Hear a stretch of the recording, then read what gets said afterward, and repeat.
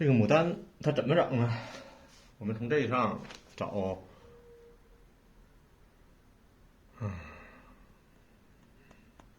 这咋点不了了？行，这个底下是木本，这木本就是说今年长它，明年它还是它，这个木头，纯木头的啊。底下是木本，木本它是可能有些分支是吧？这也全是木头的，冬天的时候你看的都是这个树枝儿，是吧？全是木本。完了，开春了，它该从这上那个发芽了，就这尖儿这儿是吧？发芽，然后长叶，是吧？小嫩叶，一点点长，一点点长，长出来之后，这是一个草本，这是一个草本。就像我们画画，我拿画来看吧啊。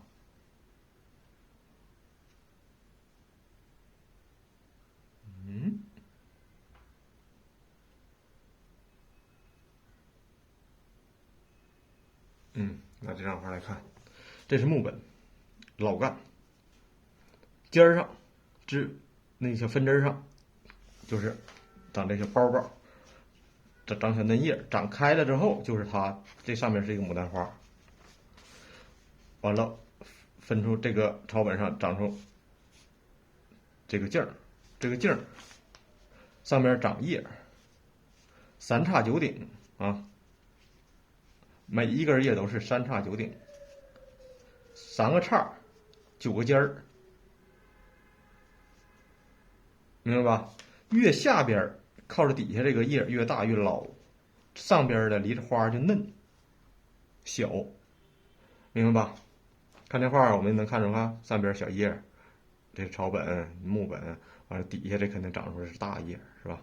都是从这个草本这干上长上，这个木本上不长叶啊，木本上不能从这根整个枝儿完了去长叶，那不对，它是在草本上长，明白吧？这是它的基本结构。至于花瓣儿，你看我里面没有花瓣儿啊，都是结构关系，哪有花瓣儿啊？都是结构关系，浓淡虚实明暗关系，不是光影关系啊。记住，明暗关系和光影是两回事儿。咱国画里没有光影，包括这个所谓亮的啊，说这个光照啊，这都不对啊。它是为了画这张画，表现出的一个明暗关系。这个不叫光影。但是你说，哎，这瞅着好像太阳光照着是亮的，那你这理解，反正，咋说呢？你可以这么感受说这是好像亮的，是吧？但实际画的时候，你这个想法一定是这是明暗关系啊，不要加光影。国画里不能加光影，加上光影就输。所有这些东西是为了表现一个明暗画面画的关系嘛，啊，这是一个明暗关系。叫法不同，实际上会影响你的想法啊。记住，一是国画是平面啊，平面艺术、浅空间艺术，它不是一个空间艺术啊。包括王雪涛这也是，浅空间的艺术，这个没有光影，只有明暗。叫法，你可能说，就像我刚才说这个东西叫法你不同之后，你对你是有影响的啊，潜移默化的影响。你要是总说这是光影，这是或者这是什么，这个对于你画国画来说是没有好处的。光影和明暗，这讲是讲那个结构哈，对，这个基本结构就明白了。比如说这一个大，从这儿也可以长，看到没？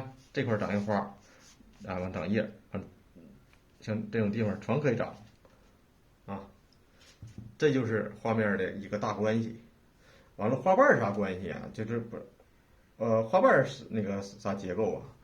你不用记住那些奇奇怪怪的，你只知道它是东西是一层一层包着的就行啊，没有必要就是说知道这里面怎么翻转的，不要考虑这些东西，你只知道它是一层一层往里包，往里包，明白吧？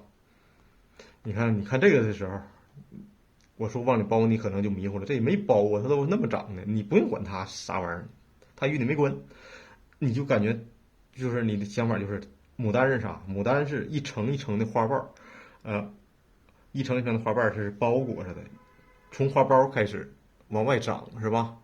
一层一层的是吧？就这种感觉啊，不要被客观的这种东西误导了你啊，千万要记住，画是画，客观是客观，它不是一个东西啊。我们是画画，这个东西它非常重要，这就是观念问题。你要是纠正不过来，为啥说有时候说你千万不要拿个小本去写生，你写这玩意儿，到时候你咋画画，你整个给你思路就整乱了。古人就很聪明啊，他知道中国画是怎么回事，是写意的、写意性的啊。你要是看太多这玩意儿是也没啥好处，反正你就是大关系记住了就行。他是干啥的，是吧？它基本结构是怎么回事？你把这些知道了，那画就好画了。多临摹啊。这个还有啥要说的呢？对，这我刚才说了，好像就是一根主干是吧，长出一堆这些枝干，上面都是可以长花的啊。所以说，一棵树上长很多花是很正常的啊，不是说非得是每一朵花得支出好几个干了，那不一定。其实很多这种东西，看啊，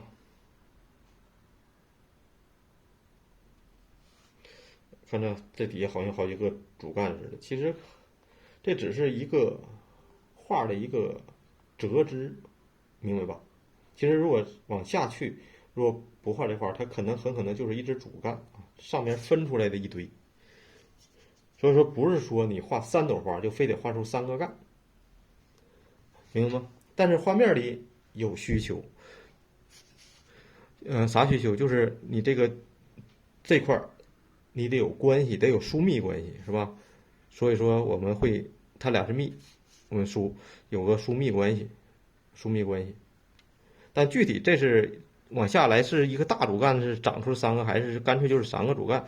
这个其实与你画就关系不大了啊。咱们主要是画关系，把关系画对就行。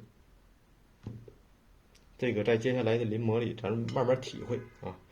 很多东西都是需要在临摹的过程中自己琢磨的，体会琢磨，在临摹能学到很多知识。大家自学这种东西，就是一定要自己多思考。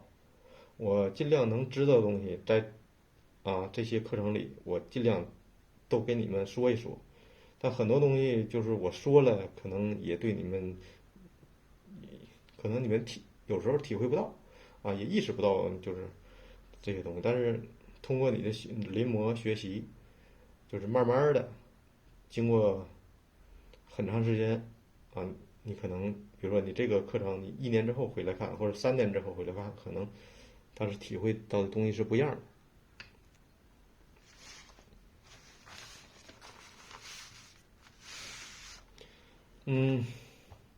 下一讲咱就开始那个画东西了，从花苞开始。好嘞。